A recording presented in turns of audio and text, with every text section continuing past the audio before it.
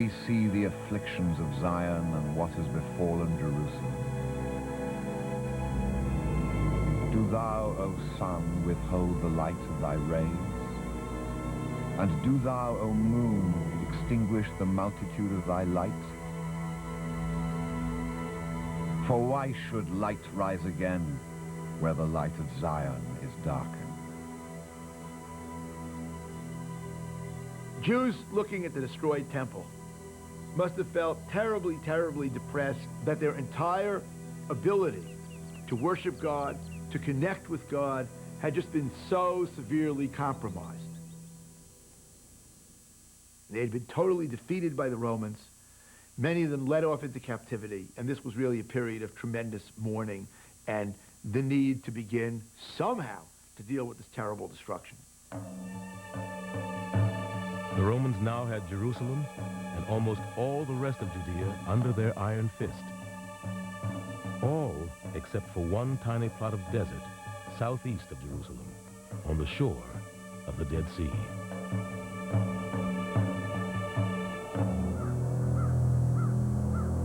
At Masada, a fortress built by King Herod, atop a butte overlooking the sea, one rebel group was still holding out against Rome. They were the Sicarii, who were named after the long, thin daggers they carried. At the beginning of the rebellion, they had taken the fortress in a surprise attack.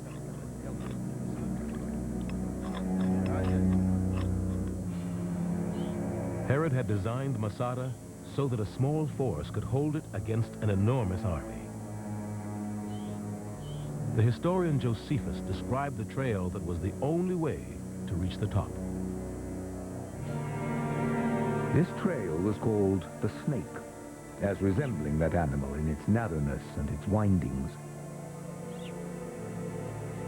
There is also nothing but destruction in case your feet slip, for on each side there is a deep chasm. Because the snake was so narrow, a handful of Sicarii had for years been able to beat back every attack by Rome's legions. But then the Romans began to build a ramp that would enable them to reach the top of Masada. For 2 years, the Romans built their ramp. And for 2 years, the Sicarii waited. On the day before the ramp was completed, the leader of the Sicarii, Eleazar ben Yair, told his men they faced an awful choice. If they surrendered, the Romans would crucify them as an example to the would-be rebels throughout their empire. Or they could die fighting and leave their wives and children to rape and slavery. Then he proposed a third alternative. Josephus learned what took place from 2 women who managed to slip away from the fortress. To avoid the miseries that were to follow from their enemies, they resolved on the necessity of doing their own execution. Miserable men indeed were they whose distress forced them to slay their own wives and children with their own hands. The husbands tenderly embraced their wives and took their children into their arms and gave the longest parting kisses to them with tears in their eyes. Yet at the same time, they did complete that which they had resolved on.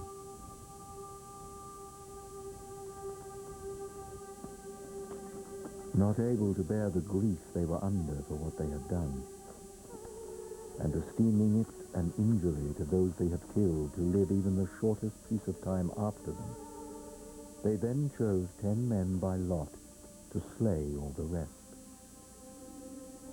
And they offered their necks to the stroke of those who executed that melancholy office. And when these 10 men had without fear killed them all, They made the same rule for casting lots for themselves, that he whose lot it was should first kill the other 9, and after all should kill himself.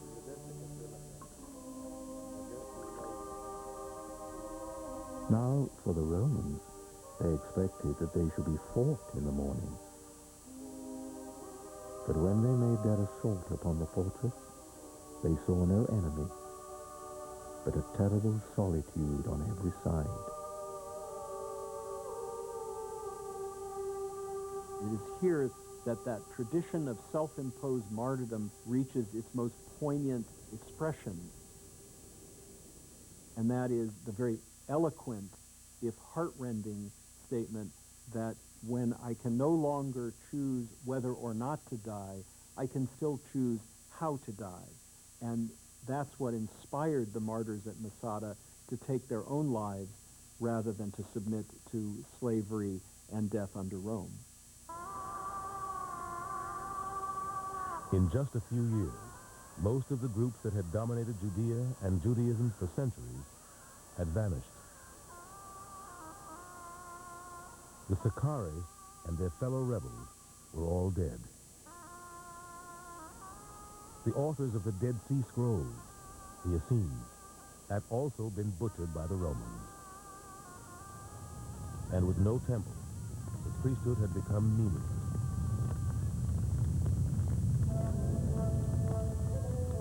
Just one group remained, the Pharisees. According to the Jewish book of law and tradition, the Talmud, one of the leaders of the Pharisees, Yohanan ben Zakkai, had escaped the siege of Jerusalem by pretending to be dead. Afterward, Yohanan journeyed to a town near the sea called Yavne. In a vineyard there, he set up a primitive school for studying the Hebrew Bible. Eventually, Yohanan and the other teachers would be given a new title, Rabbi. It was at this point that the Pharisees effectively evolved into what we call the rabbis. That is, this group of lay teachers, which essentially directs the religious activity and the religious study of the Jewish people. And this transition from priest to rabbi, one might say, in terms of the leadership of Jewish life, is one of those things that marks Judaism in the period after the temple. The Talmud says that Yohanan's greatest challenge in keeping Judaism alive was his fellow rabbis' despair over the loss of the temple. Woe unto us, Rabbi Joshua cried out, that the place where the iniquities of Israel were atoned for is laid waste. My son, Rabbi Yohanan said to him, be not grieved. We have another atonement as effective as this. And what is that? It is acts of loving kindness. For as it is written, I desire mercy and not sacrifice. According to this story, Rabbi Yochanan ben Zakkai says that now that the temple has been destroyed, it's in acts of loving kindness, in actions such as burying the dead, caring for the homeless, feeding the hungry. It is in those kinds of actions that the very same goals that are achieved in the temple, that were achieved in the temple, of relating to God, of being in God's presence, that's the way one's in God's presence, by seeing the presence of God in the needy person and reaching out and helping them.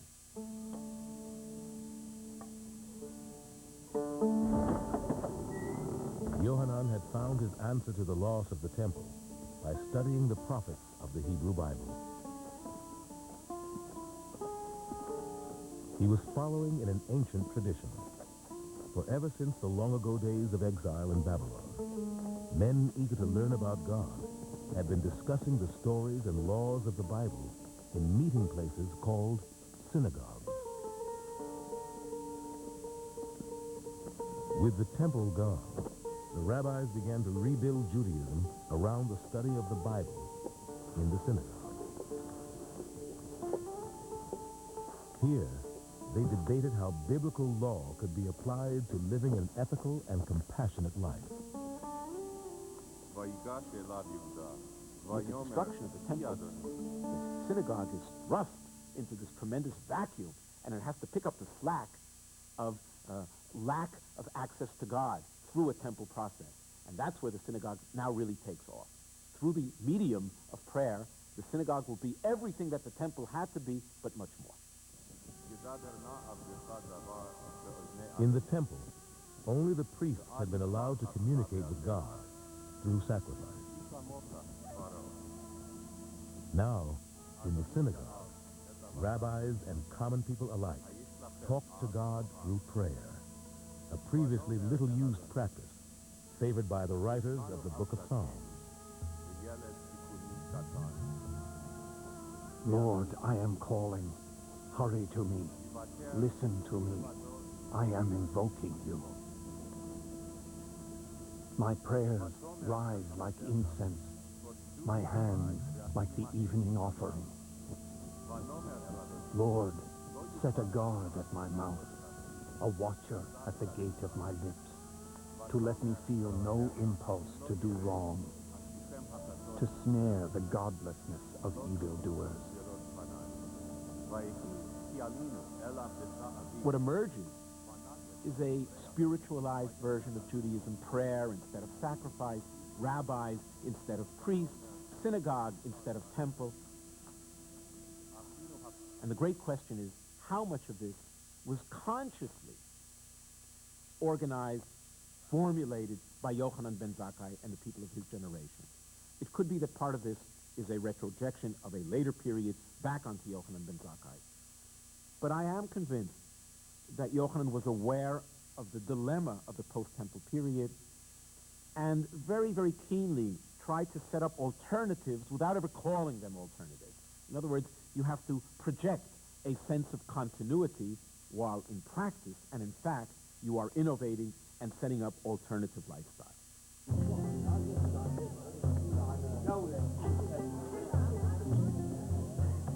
But there was one thing that seemed impossible to replace: the great temple festivals that for centuries had kept people deeply connected to the stories from the Bible.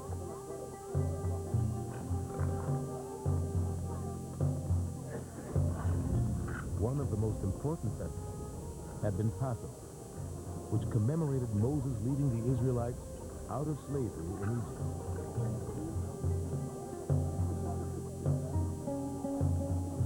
Then the rabbis who followed in Yohanan's footsteps created a new kind of Passover celebration called a Seder. It was celebrated not in the temples with tens of thousands of others, but at home with family and friends.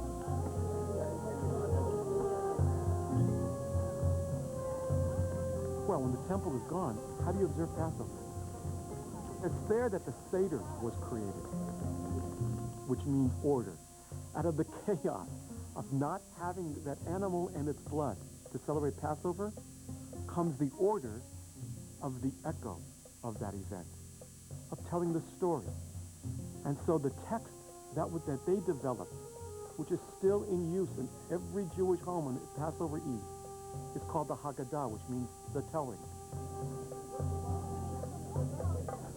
In order to tell the story of Passover, Jewish families used a lamb bone to represent the lamb whose blood their ancestors had painted on their doorposts in Egypt, so that the angel of death would pass over.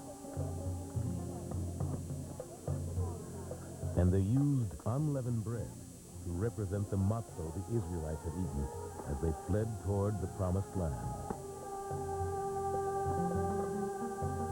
At the table during the Seder, one of the adults read the story of the Jews' exodus from Egypt. Then everyone present ate the different Passover foods, each of which symbolized a part of the story. The great achievement of the sages of Yavne is that they understood that if you no longer had the fires of the altar in Jerusalem, what you had was the story. The temple was no longer. The physical sacrifice was no longer. But the story is eternal, and that's what we keep. Slowly, in a process that would take hundreds of years, the rabbis were reinventing Judaism. But even as they were, the world around them was becoming threatening once again.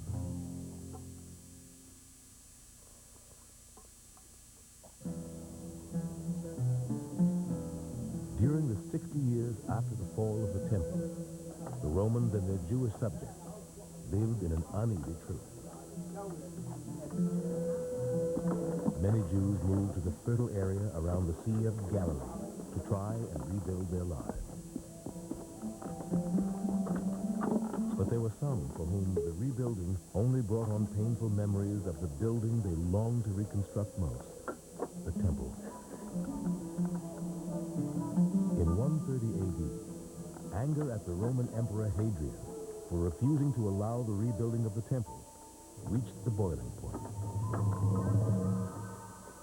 Rumors of a new revolt began to spread. Many Jews continued to consider Roman presence in the land of Israel to be illegitimate. This was the evil empire. It had no business being. Clearly, however, there must have been immediate stimuli to this war, and we're not sure what they were. According to the Roman historian Cassius Dio, it was Hadrian's attempt at building a pagan city in Jerusalem to be called Aelia Capitolina that threw, as it were, the Jews over the edge and into the abyss of military uprising. Another Roman source claims that it was an attempt by Hadrian to prohibit circumcision of Jewish children. We cannot know, but that would have been, at the very most, it would have been the final push into what must have been a popular resentment of Rome that needed some sort of stimulation.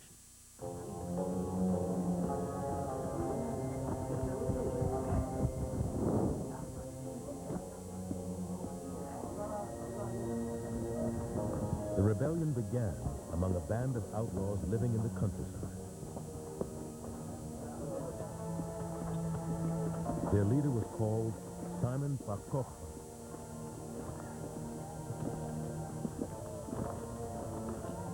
The Romans had long considered Bar Kokhba merely a thief.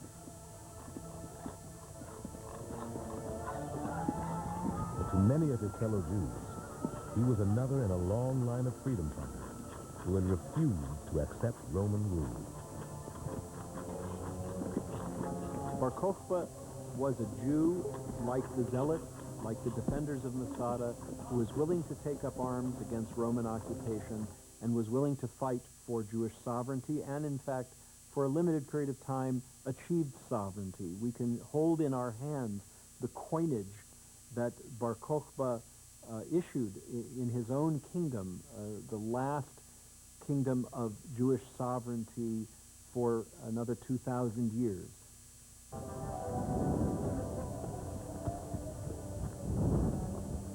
Rather than confront the mighty Roman legions from a great city like Jerusalem, as in the last uprising, Bar Kokhba came up with a plan for a guerrilla war.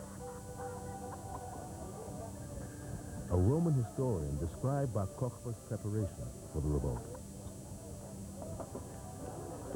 They occupied caves in the countryside and strengthened them in order that they might have places of refuge whenever they should be hard-pressed. And they pierced subterranean passages from above at intervals to let in air and light. As plans for a rebellion began to leak out, rumors raced through the region that Bar Kokhba was the messianic leader foretold in the Bible, who would lead the Jewish people to freedom.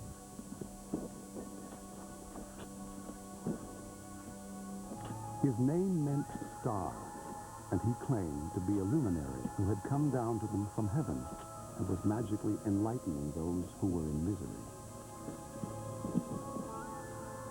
Syrian Bar Kokhba, as we now know his name to have really been, is called Bar Kokhba, son of a star, because there was a prophecy in the Bible that spoke of a star as a symbolic name for a messianic figure. Now this fellow Bar Kokhba was a tremendous military leader who between 132 to 5 almost kicked the Romans out of Judea, and in fact caused many, many Roman soldiers to be killed in the prolonged battle of the revolt that he had brought into being. But the key point to realize is that the Bar Kokhba revolt was a messianic revolt in which people entered into the revolt believing firmly that the Messiah would come if they would be victorious.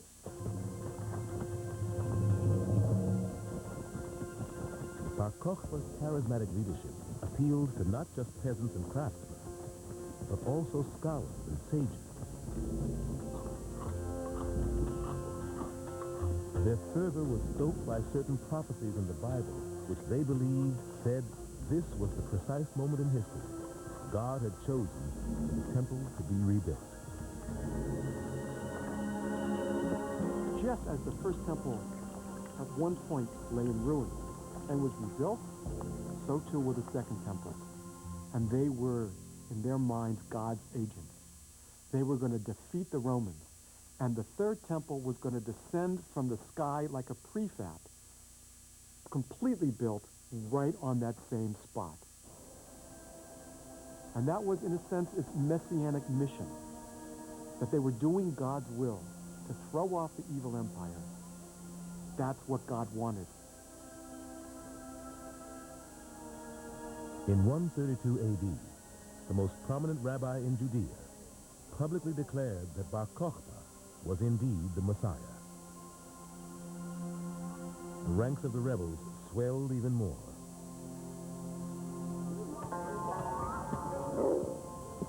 With hundreds of thousands now ready to follow, Bar Kokhba nevertheless remained patient.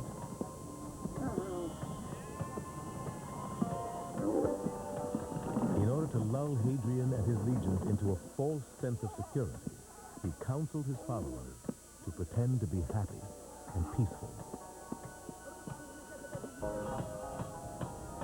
So long indeed as Hadrian was close by in Egypt, the Jews remained quiet. Except that they made the weapons which the Romans demanded of them as tribute of such poor quality that the Romans rejected them. By this rule, they were able to have use of these weapons themselves.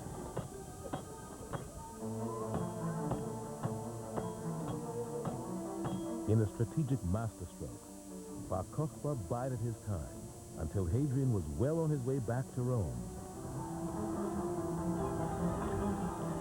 Then, suddenly, he launched the revolt. In the early days of the rebellion, the rebels inflicted tens of thousands of casualties on the Romans. In the ancient world, Jews were not known as bookish and prayerful and pious. They were known as ruthless and ferocious fighters. They were highly prized as mercenary soldiers, and they showed in the uprising against Rome exactly how effective they were on the field of battle. The stunning success of the rebels forced the Romans to withdraw from the region. Bar Kokhba then declared Judea to be an independent kingdom.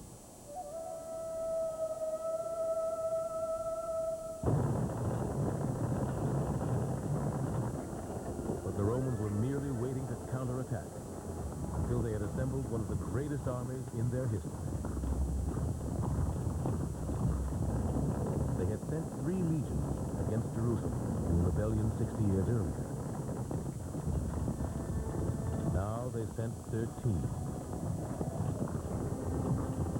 Hadrian sent against the Jews his best general, Julius Severus, who was dispatched from Britain.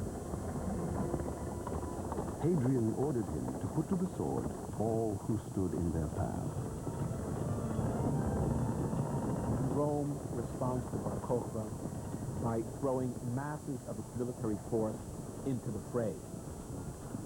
Legions would be brought in not only from Judea, from Egypt, from the surrounding countries, but as far as across the Danube River, A commander would be brought in from Britain. There was absolutely no way that Hadrian could allow even partial success to this uprising.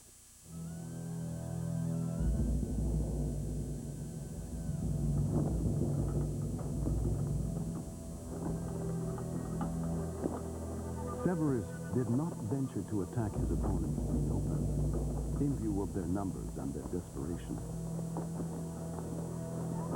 Instead, he isolated them in small groups. They dispensed with the rebels who were hiding in their caves by filling them with smoke and guarding the exits. Then they surprised and killed all who came out to fight. 580,000 men were slain in the various raids and battles.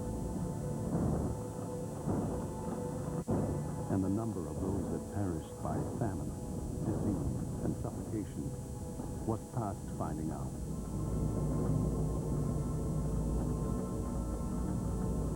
With the rebellion crushed, the people of Judea faced even worse retribution from the Romans than after the uprising 60 years earlier. For the Romans now set themselves the goal of wiping the Jews from Judea. The Bar Kokhba rebellion was known really as the most disastrous single event that ever happened to the Jewish people before the Holocaust. In fact, when we look at the three literary accounts, we find that they all agree. Nearly 600,000 Jews were killed. Over 900 Jewish villages were destroyed. And for one small moment in Jewish history, again, it looked like Jewish history might have been over. In the aftermath of the uprising, the Romans changed the name of the region from Judea to Palestine. Then they banned all Jews from Jerusalem. The emperor then commanded by legal decree that the whole nation of the Jews should be forcibly removed from the district round Jerusalem, so that not even from a distance could they see their ancestral home. Thus the city came to be bereft of the nation of the Jews, and in honor of the emperor Aelius Hadrian, the name of the city became Aelia.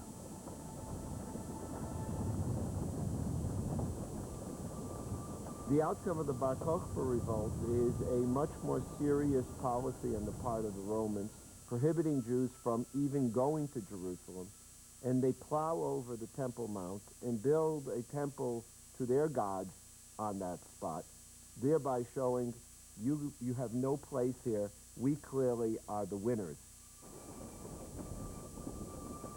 In the centuries that followed, whole villages of Jews began to leave Judea in search of a new life. They headed for the Jewish communities that had been flourishing for centuries in Babylon, in Greece, in Rome, and many other places.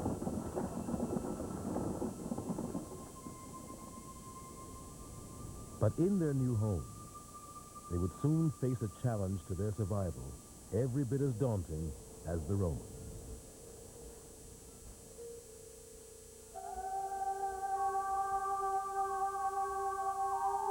This threat would come not from outside, but from within.